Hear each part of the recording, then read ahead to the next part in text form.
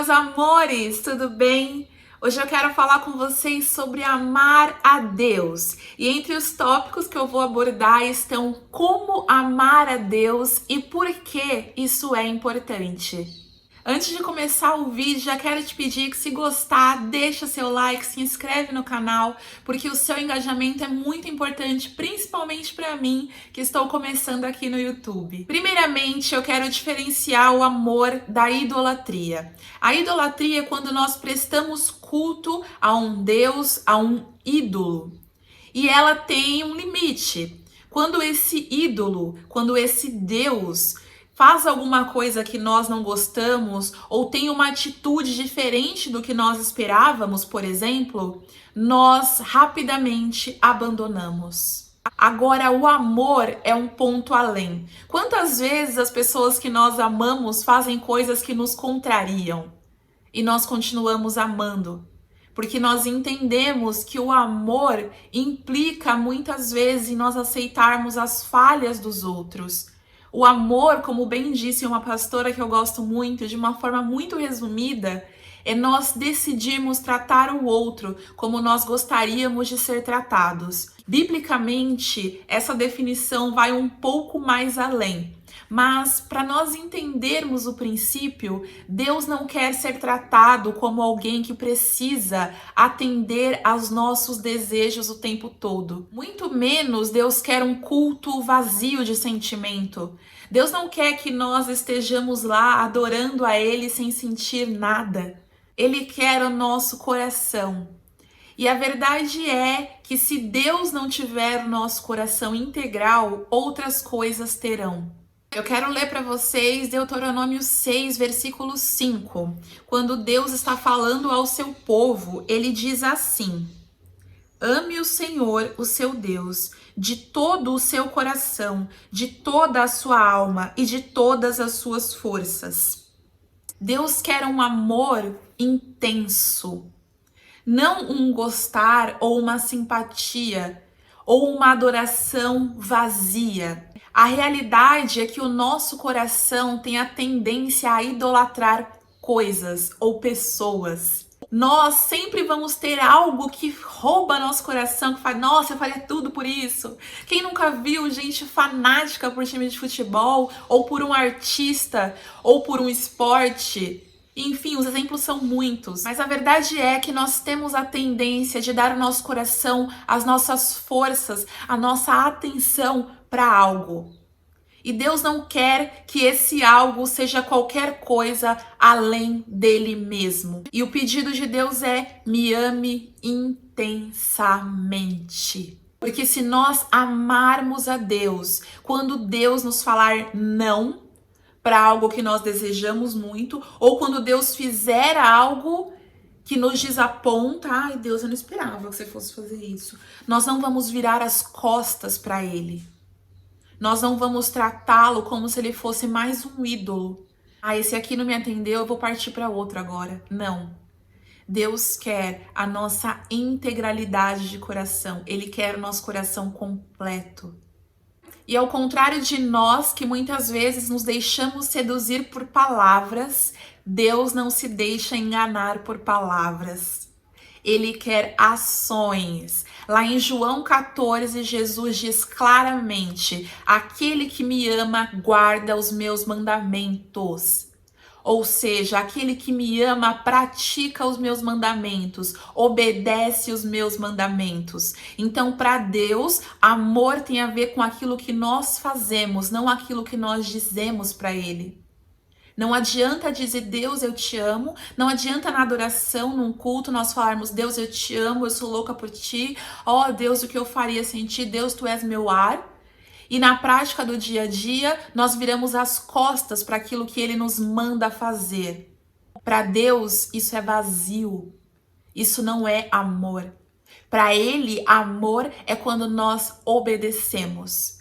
Aí nós estamos amando. Pode ser uma obediência sem entender muitas vezes, do tipo, Senhor, eu não consigo me convencer que eu preciso perdoar, mas porque o Senhor diz que é para nós perdoarmos, eu vou perdoar.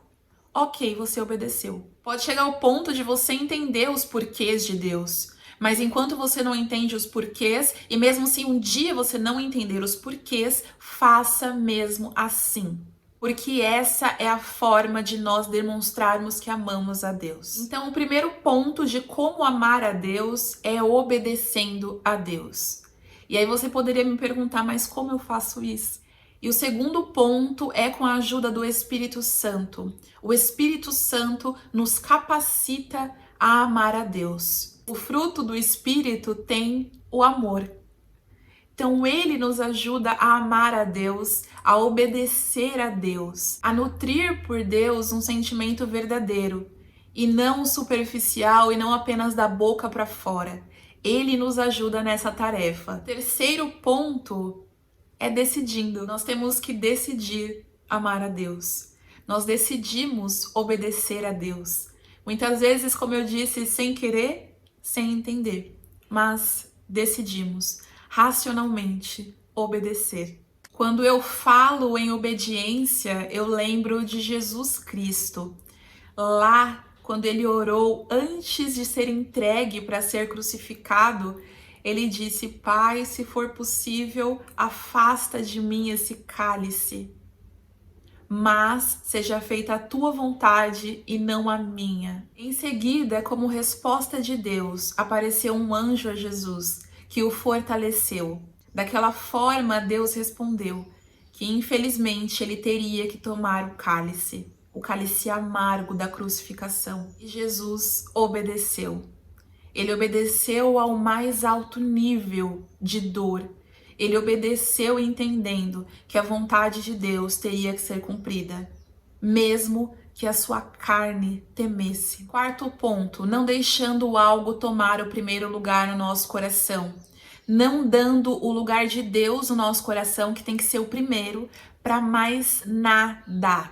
Não dar o primeiro lugar para os nossos sentimentos, não dar o primeiro lugar para a nossa reputação, para o dinheiro, para o prazer, para a fama. Isso é um desafio para nós, porque muitas vezes acontece sem que nós nos demos conta. Muitas vezes nós estamos mais fissurados em ganhar dinheiro do que em passar tempo com Deus, por exemplo.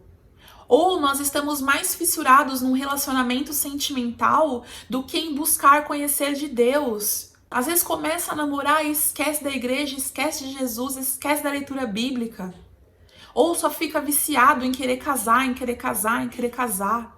Então nós temos que tomar cuidado porque as coisas começam sutilmente a roubar o lugar de Deus no nosso coração. Para muitos, um desafio é não deixar que o amor pela reputação seja maior do que o amor por Deus, porque tem gente que não se assume cristão diante dos outros com medo do que vão pensar, ou não se posiciona em muitas situações com medo do que vão dizer. Eu digo isso em relação aos mandamentos de Deus. Não em relação a coisas dessa terra, coisas passageiras, mas coisas relacionadas aos mandamentos do Senhor. Então, muitas vezes, rola uma pressão social para você ir no bonde dos outros. Para você começar a achar que tá tudo bem o aborto, que tá tudo bem várias coisas que são contra a palavra de Deus. E não tá tudo bem. Quando nós somos colocados nessa situação, nós temos que dar a nossa opinião, gente. Nós temos que nos posicionar, sim, de acordo com a palavra de Deus. E principalmente nós temos que levar a nossa vida de acordo com a palavra de Deus. Caminhando para o final, eu quero dizer que nós temos que focar na intensidade desse amor. Quando Deus diz para amá-lo, ele diz que é de todo o coração, de toda a alma e de todas as forças. Então que nós venhamos intensificar o nosso amor por Deus. Se ele ainda for meio raso, meio superficial, nós temos que tê-lo com intensidade. E o que nos leva a esse amor intenso, se não o relacionamento com Deus? Um relacionamento pessoal, íntimo, vai nos fazer amar mais a Deus. Assim como acontece com as pessoas, não é? As pessoas mais próximas de nós são aquelas que nós mais amamos, as pessoas que nós vamos conhecendo com mais intimidade. E a mesma coisa acontece com Deus. À medida que nos relacionamos com Ele, que nos tornamos mais íntimos dele, nós o amamos com mais intensidade. E isso vai nos levar a viver de modo a agradar a Deus. A gente sai daquele ponto de o que é pecado, o que não é pecado, fazer isso é pecado, fazer aquilo é pecado. E nós entramos naquele nível de fazer isso agrada a Deus, fazer aquilo agrada a Deus. Muitas coisas não são explicitamente pecados, mas não agradam a Deus. Por exemplo, tem filmes em si mesmo que não são pecado, não tem pornografia, não tem prostituição, mas tem algumas coisas que não agradam a Deus, tem alguns comportamentos que não agradam a Deus, como a violência, por exemplo. Então, nós temos que entender que nem tudo que não é pecado é para nós. Esse é um nível que só entende quem é mais chegado de Deus, quem ama a Deus com intensidade. E para fechar, eu quero trazer uma grande promessa que Jesus fez àqueles que o amassem.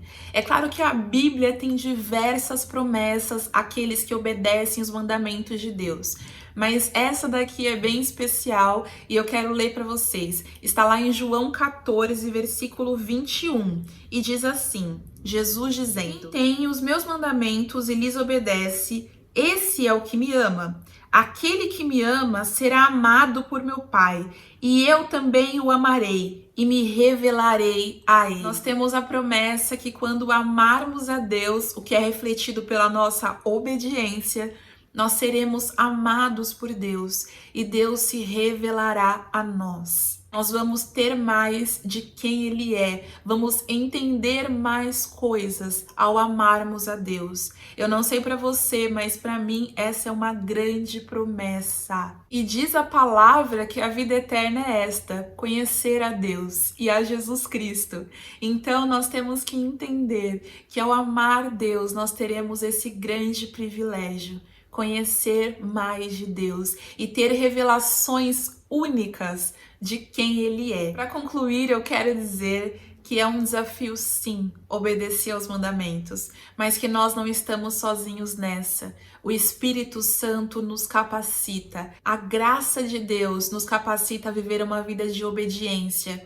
Por conta própria, dificilmente nós conseguiríamos, mas com a ajuda do Espírito Santo de Deus, com a graça de Deus, nós vamos conseguir vencendo dia após dia. E se um dia você errar, arrependa-se e mude a sua conduta, porque é uma busca, é uma constante busca, mas aos poucos nós vamos sendo fortalecidos e vamos caminhando de glória em glória. Era isso que eu queria trazer para vocês hoje. Se gostou do vídeo, deixa seu like, se inscreve no canal, que eu estarei aqui com frequência trazendo vídeos para vocês, para que a sua fé seja fortalecida e que você seja enriquecido no conhecimento de Deus. Um beijo para você e até a próxima.